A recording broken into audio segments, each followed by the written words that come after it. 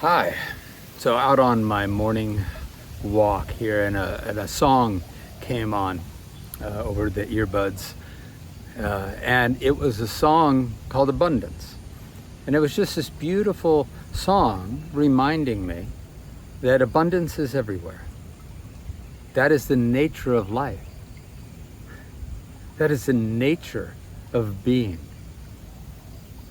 is abundance. When it's not interrupted, when it's not inhibited, life is abundant. That's the nature of life. I look around here in the jungles of Bali, and everything's just growing and verdant and, sprouting and growing quickly. There's a nature of abundance. And I really, really, really came to recognize the amazing power we have and the gift that we have as human beings to have the level of consciousness that we have. We have the capacity to imagine. We have the capacity to create. We're like magicians.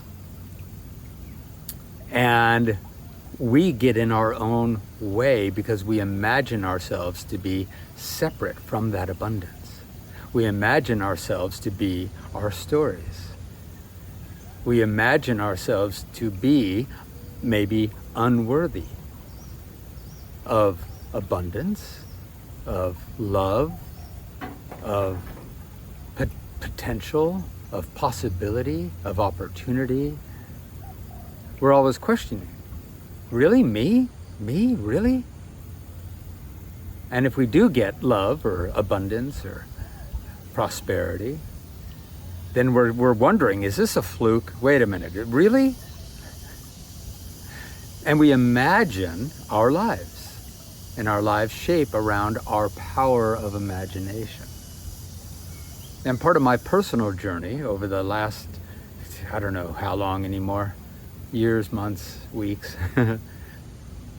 has been truly getting out of my own way and allowing the boundless nature of my being, my truth, abiding truth.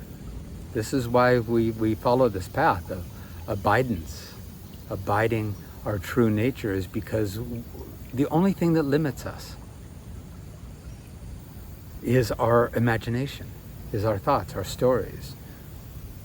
The story we tell is the story we live.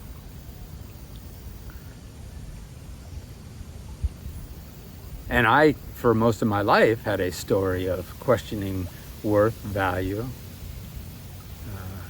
possibility. I was always looking outside for proof. I'll believe it when you believe it. I'll believe it. I'll believe I'm worthy once things start to happen in such a way that show, wow, maybe I am worthy because the life circumstances are turning out this way and that way, and therefore I can now believe I'm worthy or valuable. And of course, that all got switched around in the meditations of knowing the self beyond the personal story. Coming into the awareness, awakening the awareness of the essential self, the boundless self, unconditional loving awareness that has the capacity of human imagination to shape itself into all manner of possibility.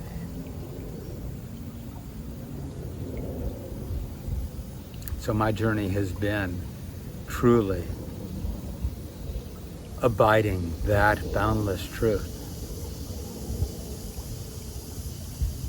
and not what I call meditating with the one eye open, which is meditating into the peace and then looking around saying, is it working? Is it working? Is it proving itself? I'm then looking back out to the external world for the proof that this truth that I'm abiding is actually truth. No. Just come to rest in your truth, in your boundless, essential nature of being. again and again and again and again and again. And notice your story, notice your sense of limitation, and be more interested in the one that notices, the boundless nature of love that notices that story. Be more interested in that than you are in the story.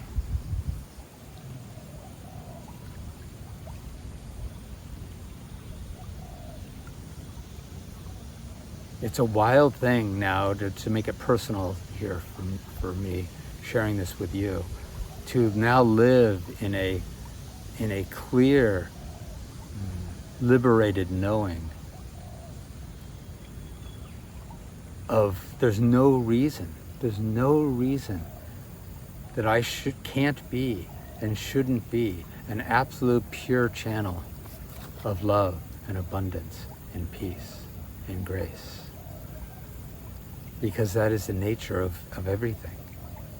And when I get the story of chess that I had constructed for all those years, when I get that story of chess and his questions and doubts and uncertainties and needing validation and needing proof, when I keep seeing that for what it is and don't give it power and don't give it power and don't give it power, it fades, it deconstructs.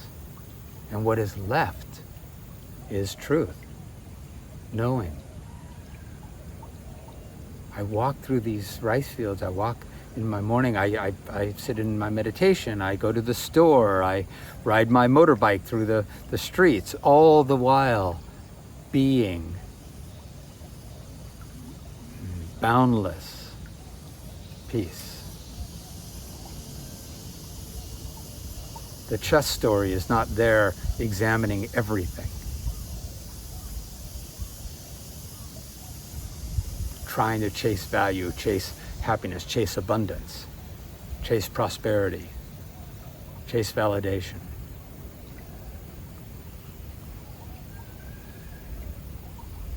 Because when I do that, I'm telling that story of lack and doubt and separation and smallness, questioning, wondering,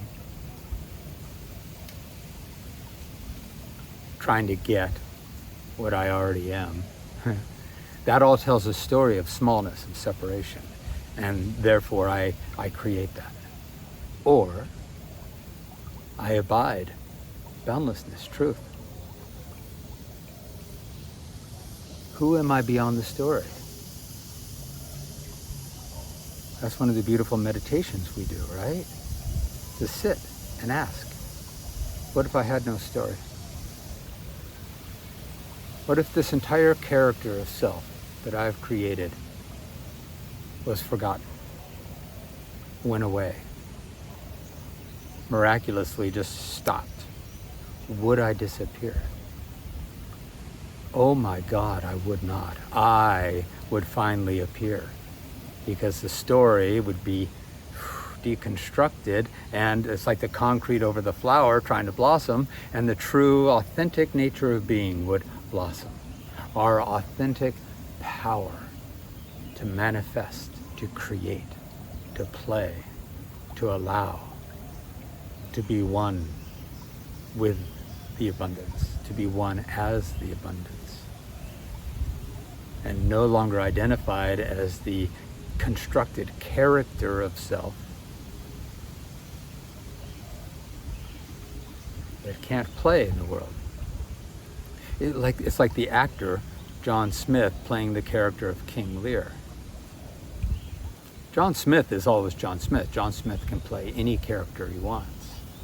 He can take off the King Lear costume and play Romeo, or he can play, Captain Marvel, or he can play the Hulk, or he can play, whatever story he wants. But he can take it off, put it on. He's never the character. He's always John Smith, the actor, and he knows that. But when John Smith, the actor, forgets himself and is only the character of King Lear, he lives the life of King Lear. Fearful, at war with France, daughters plotting against him. That's his world. We are amazingly powerful creatures, as humans, this is a precious opportunity we have in an incarnation as a human being to be conscious, to know consciousness, to be able to allow consciousness to awaken to itself and as itself in this incarnation, and to know our true nature. We created a story of self because we live in the world of form, and we live in the world of the idea of time.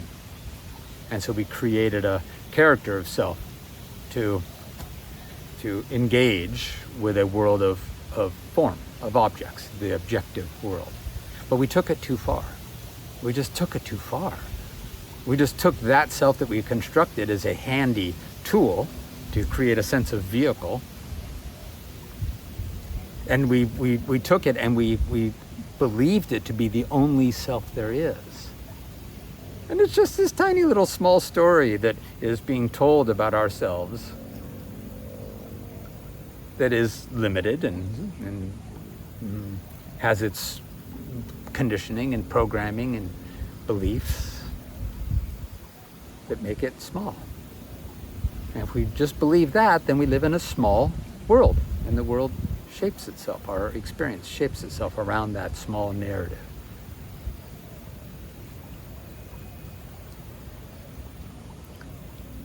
When we awaken beyond the story of self, the personal self, the transient, temporary, personal experience, when we awaken beyond that, the transcendent self, we find ourselves to be the abundance itself, with a power of imagination to play, to create, to manifest. I am not the stories of chess that have been told in my own head over a lifetime.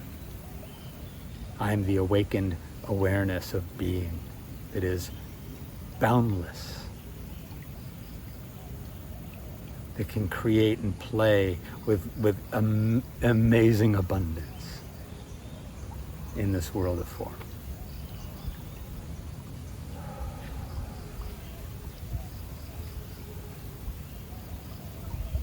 So I'll end with this. You know, that's what we do here in this work, and that's what we do here in the Oasis, is we stay in the conversations. I'm not on my walk in the morning working out the issues, working out the problems. I mean, to some degree, I'm thinking about my life. I've got a new villa that I'm moving into, and I'm trying to hire a painter, and which rooms do I want to paint and what color, and this guy is offering this price and that guy's offering this price, and who's the real best one to work with. I'm working with launching a course, and I'm talking to advertising agencies, marketing agencies. You know, who do I invest with? What's the best plan? How do I go about this? You know, I think about those things. Those are the dynamics of form. But I make sure, and it's just natural now because it's of such interest to me, to spend a good portion of my time contemplating reality, contemplating the reality of consciousness, ego, soul, story, narrative, surrender, abidance. I mean, these are just the conversations of what is the reality of life, and how am I as a amazingly miraculous human being with awakened consciousness, how am I going to take advantage of that? What are the possibilities? What's the potential? And what is the limitation of believing only in my own narratives?